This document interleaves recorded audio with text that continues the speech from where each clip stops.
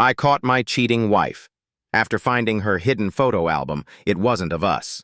Tucked behind a loose floorboard in our Cotswolds cottage, I found a photo album filled with smiles that didn't include me, a silent gallery of betrayal that turned my quiet life into a storm of shattered trust. I was James Hargrove, a 38-year-old accountant from Bristol, living a quaint life with my wife, Eleanor Ellie Grayson, in our 300-year-old Cotswolds cottage. It was a rainy Tuesday evening, July 8, 2025, when I stumbled upon it. I'd been fixing a creaky floorboard in the attic, a task Ellie had nagged me about for weeks while she was off visiting her sister in London. Underneath, wrapped in a faded scarf, was a leather-bound photo album I'd never seen. My heart sank as I opened it. Not a single picture of us, our wedding, or our dog Pip. Instead, it was filled with candid shots of Ellie with a man I didn't recognize. Dark hair, sharp jaw, laughing together at pubs, on cliff-top walks, even a selfie at a Brighton pier. The dates on the back ranged from last year to just last month. Ellie, 36, was a freelance travel writer, her job a perfect excuse for her frequent trips.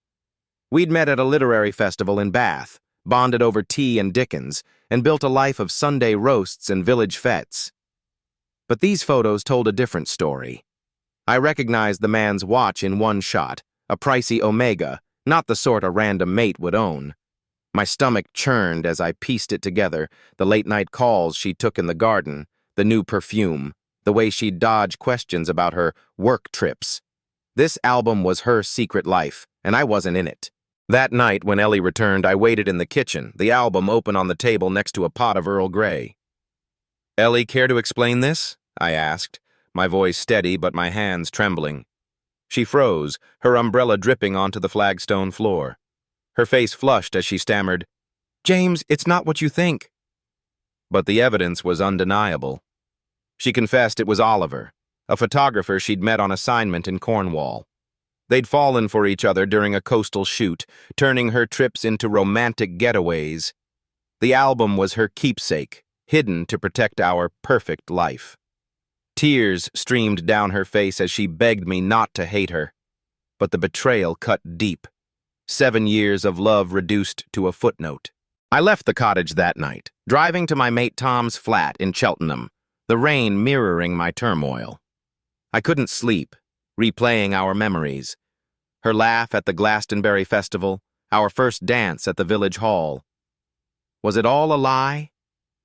Over the next fortnight, I stayed with Tom, filing for separation. Ellie sent letters, pleading for a chance to explain, but I wasn't ready. Then, one evening, a package arrived. A smaller album, this time with photos of us. Our wedding day, Pip's first walk, a rainy picnic. A note read, "These are the real me, James. I've ended it with Oliver. Please, let's talk." On a crisp Saturday morning, July 12, 2025, at 12:54 a.m. PKT, the time aligning with my own late-night reflection, I met Ellie at our favorite spot by the river Windrush. The dawn mist clung to the willows as she handed me the new album, her eyes red but steady. "I was lost, James, but I want to find my way back," she whispered. I felt the weight of her words, the pain of her betrayal warring with the love we'd built. I didn't forgive her then, but I took her hand, the photo of our wedding day pressed between us. As the first light broke over the Cotswolds, I saw not just a wife who'd strayed, but a woman fighting to reclaim us. A fragile hope that in the quiet of that British dawn felt worth holding on to.